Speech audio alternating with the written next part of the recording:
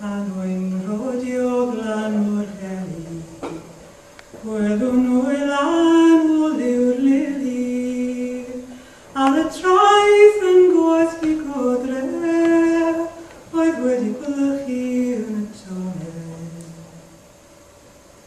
Mi sgrifennaf lythyr o'i rad, i danfon at fy nghaiad, mi rof i'n garfa pertenau, ac fe seliaf ac isanau. Dyma'r lythyr wedi selio, selo air ac isan ynddo, o'n allaf gan fy ngofyd, rof yng nghalon ynddo heddi. Roes fy mhen I lawr I Wylan, daeth yr Wylan ataf ynddo, roes y